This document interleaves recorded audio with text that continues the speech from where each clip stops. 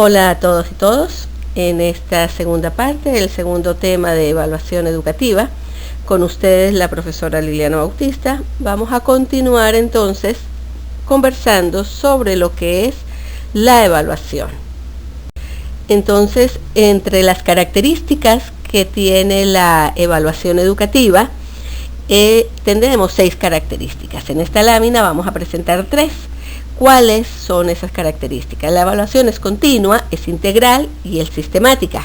¿Qué quiere decir esto? Que la evaluación se desarrolla durante todo el proceso, no es solamente al final, sino que el docente va desarrollando la evaluación dentro de todo el proceso de enseñanza-aprendizaje, que es integral. ¿Por qué es integral? Porque no solamente se está evaluando un conocimiento aprendido, sino cómo ese conocimiento se está involucrando en la vida de ese estudiante, cómo está generando un crecimiento humano, cómo se va articulando alrededor de las competencias que se desean que el estudiante tenga.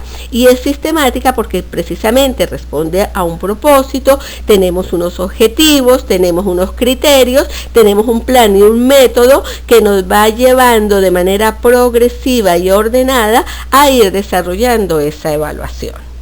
Otras 3 características de la evaluación es que es flexible, interpretativa y participativa formativa. Flexible, bueno, porque la adecuamos a condiciones y circunstancias particulares de la comunidad educativa en momentos específicos, no es estática, no es rígida. Es interpretativa porque está involucrando a todos los sujetos del proceso educativo. Recordemos que en el módulo de didáctica habíamos conversado sobre quiénes eran los actores educativos. Y es participativa formativa porque permite orientar los procesos educativos en forma oportuna para mejorarlos continuamente. Entonces, tomando las 6 características de que es continua, integral, sistemática, flexible, interpretativa y participativa, nos damos cuenta que la integralidad de lo que significa la evaluación dentro del proceso de enseñanza-aprendizaje. En este momento comenzamos entonces a trabajar un poco lo que es la autoevaluación, la heteroevaluación y la coevaluación.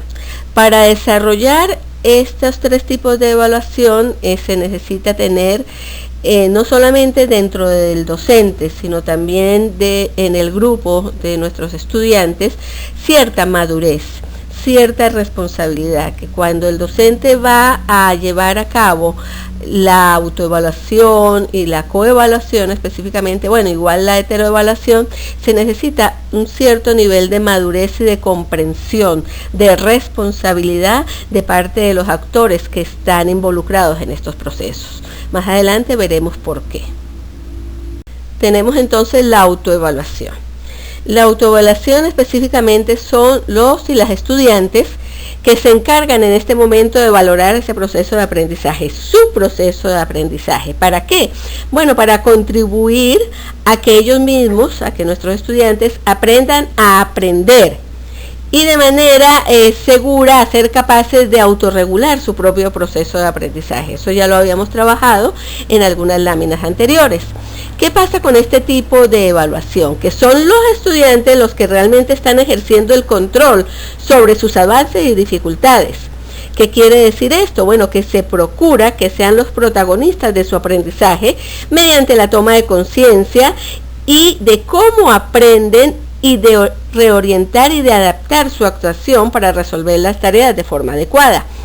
Este proceso de autoevaluación en algunos casos pues se hace difícil debido a la responsabilidad o madurez que tenga el participante, en este caso del proceso de autoevaluación. Por eso es importante que el docente guíe con mucha responsabilidad este proceso, explique con mucha responsabilidad este proceso, sensibilice la razón de qué tiene, o sea, por qué la autoevaluación, cuál es la importancia. La importancia es que el mismo estudiante asuma su corresponsabilidad con su mismo proceso de formación.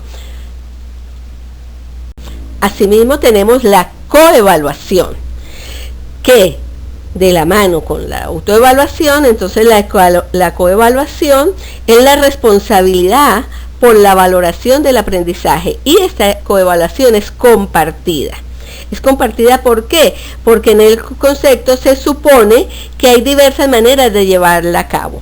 ¿Cuáles son estas maneras? Bueno, un estudiante evalúa a otro y viceversa. Un docente evalúa a otro y a otro estudiante, y el estudiante evalúa al docente.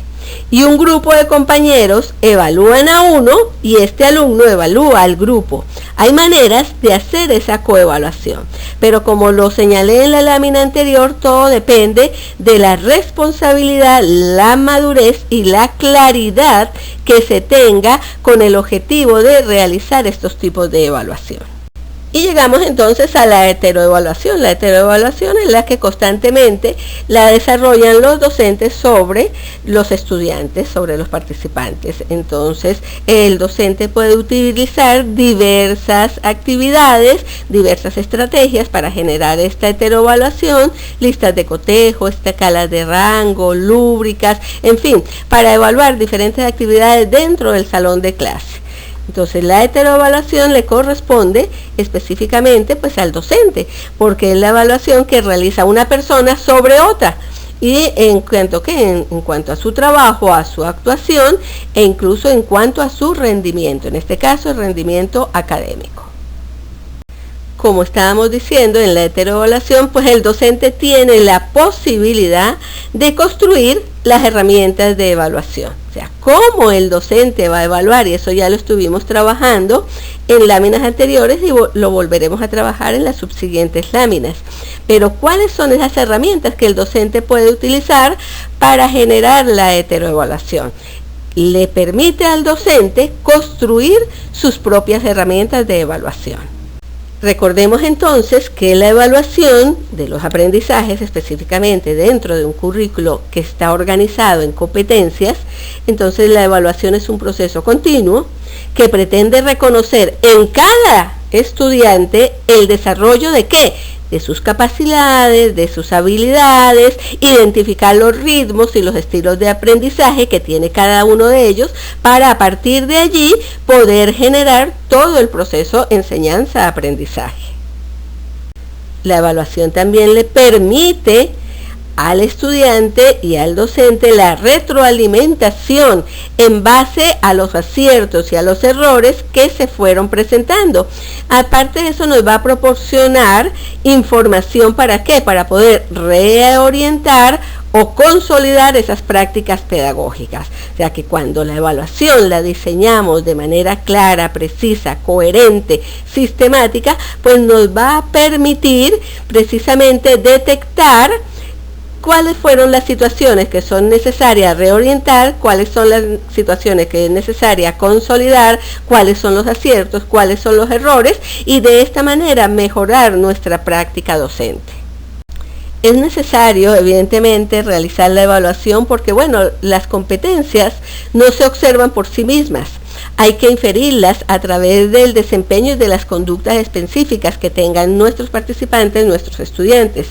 En la mayoría de los casos, estos momentos observables también se denominan indicadores de logro, donde el docente va a observar hasta dónde el estudiante, el participante, ha ido adquiriendo esas competencias, las ha ido mejorando, las ha ido afinando y va generando esos logros. Entonces la evaluación, como les digo, no solamente es escrita, también ustedes realizan una evaluación por medio de la observación. En la evaluación, estos indicadores son la herramienta principal para la recolección de las evidencias del aprendizaje durante todo el proceso formativo y continuo. De esta manera se puede lograr formarse un juicio sobre lo que se desarrolló o no se desarrolló en la competencia deseada. Entonces el docente, como lo dije en la lámina anterior, va observando también, no solamente mediante una evaluación escrita, sino mediante una observación, va observando si se han desarrollado o si el estudiante ha asumido estos conocimientos y cómo los pone en práctica, cómo los desarrolla en su quehacer, en su contexto.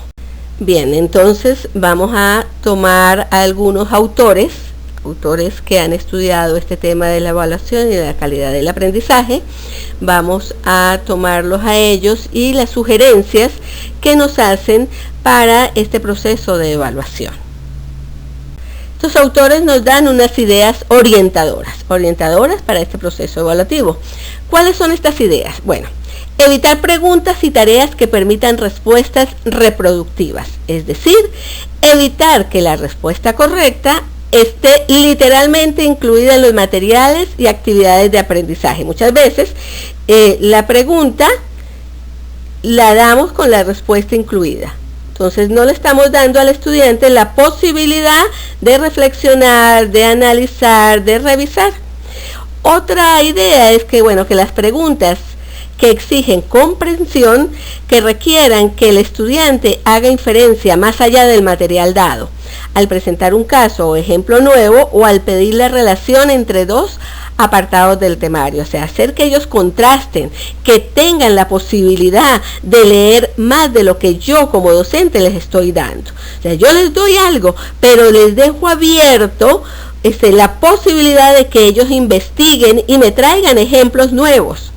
También otra idea es permitir y favorecer el uso de materiales, que sean libros, apuntes, accesos a la información. Hoy en día el internet es muy usado por nuestros estudiantes, y que en esos sistemas de evaluación se permita la utilización de eso. ¿Por qué? Porque los va a hacer que reflexionen, que analicen, que lean, que contrasten. Entonces se trata de promover situaciones de evaluación lo más auténticas posibles a las condiciones en las que se resuelven las tareas prototípicas de cada profesión, ¿Qué quiere decir esto? Muchas veces memorizamos, si está la pregunta me la sé y la copio textual como la memoricé. Pero si tengo el acceso a libros, apuntes, al internet, en fin, tengo que reflexionar, tengo que analizar y tengo que, con mis propias palabras, tengo que incluso parafrasear esa respuesta.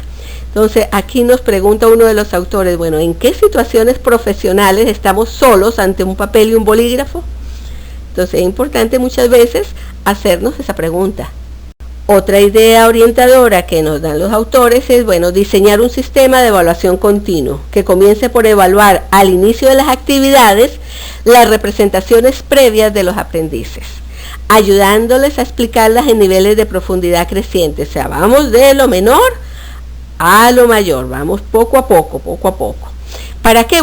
Para que vayan haciendo progresivamente más complejas sus ideas, de modo que se pueda detectar el cambio producido y no solo el resultado final obtenido, sino que cómo están y cómo culminan. Y desde ese trayecto, desde cómo estaban a cómo culminan, se va yendo evaluando de manera progresiva y el estudiante, conjuntamente con el docente, va observando ese cambio, esa evolución que va teniendo.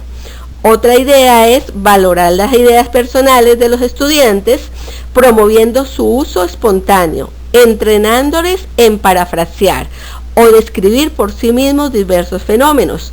¿Qué pasa? Para evitar que el estudiante memorice, vamos a enseñarle a hacer el parafraseo, hacer la interpretación, para que ellos no se distancien tanto del autor que les está diciendo, pero traten con sus propias palabras de explicarlo. De esa manera lo comprenderán con mayor seguridad.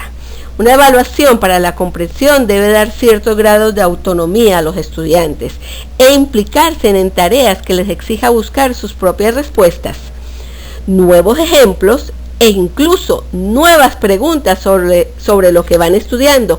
¿Por qué? Porque si vamos reflexionando, si vamos analizando, van a haber más dudas, van a haber más preguntas, van a haber más cuestionamientos sobre lo que estamos leyendo. ¿Por qué pasa esto? ¿Para qué? Y eso es lo que le va a enseñar al estudiante y nos va a permitir a los docentes generar realmente que el proceso enseñanza-aprendizaje se dé de manera aplicable a una vida, a una realidad, a una existencia como tal. Otra idea orientadora, nos dicen que debemos utilizar tareas abiertas que admitan más de una solución o vía de solución posible, ¿Por qué? Bueno, porque al estudiante le vamos a dar la oportunidad de observar que hay muchas maneras de llegar a donde queremos. El uso de verdaderos problemas en vez de simples ejercicios. ¿Por qué verdaderos problemas y no un ejercicio inventado, ideado? No, porque el problema lo vivimos. Entonces, si yo estoy en el aula generando un ejercicio donde le estoy dando una solución a una problemática real, cuando el estudiante tenga la oportunidad de estar enfrente de esa problemática, podrá tener elementos más valederos para afrontar esa situación. Entonces, de esta manera nos dicen que seguramente es la mejor estrategia para evaluar la comprensión, al enfrentar a los alumnos a una nueva situación en la que deben tomar decisiones para hacer uso competente de los conocimientos disponibles. Ahora bien, para evaluar mediante la solución de problemas, esto es muy importante que lo tomemos en cuenta. Debemos haber enseñado a los alumnos las estrategias y competencias necesarias para ellos. Por eso debemos haberles dado la oportunidad a los estudiantes de conversar, de enfrentar, de contrastar lo que es la autoevaluación, la heteroevaluación, la coevaluación, la utilización del parafraseo, la reflexión, o sea, darle todas las posibilidades, todas las herramientas que le van a permitir luego a él enfrentarse ante estas situaciones y poder tomar unas decisiones. Entonces llegamos a la actividad. En esta actividad ustedes la deben realizar de manera individual y colocarla en la plataforma donde dice tareas. Debemos diseñar un ejercicio simulado, en este caso, de autoevaluación y coevaluación. ¿Cómo diseñarían ustedes un proceso de autoevaluación y coevaluación en su aula de clase con sus estudiantes? Segundo, diseñe una evaluación escrita en donde el estudiante pueda utilizar libros, apuntes, acceso a la información, entre otros, pero que garantice la originalidad de las respuestas, demostrando comprensión y reflexión. ¿Cómo lo vamos a hacer? Bueno, el tipo de preguntas, el tipo de información que le estamos solicitando debe permitirle al estudiante ser original, reflexivo, generar análisis. Y tercero, diseñe su sistema de evaluación continuo en clase. ¿Cómo sería su sistema de evaluación continuo en clase? Desde el momento que inicia su periodo escolar académico hasta el momento que lo culmina. ¿Cómo considera que debe ser ese sistema de evaluación continuo en clase? La fecha de evaluación estará colocada en el plan de evaluación que está en la plataforma. Y bueno, espero que este módulo pues realmente les aporte algunos elementos y algunas estrategias diferentes, les permitan incluso reflexionar un poco sobre algo que estoy totalmente segura ya ustedes conocían, sobre lo que estoy totalmente segura ya ustedes han aplicado, pero que en algunas oportunidades pues lo vamos haciendo monótono y se nos va olvidando y lo vamos haciendo tan de la cotidianidad que dejamos de lado estas situaciones que es importante tomar en cuenta. Muchísimas gracias y espero volverles a ver lo antes posible. Un solidario abrazo para todas y todos.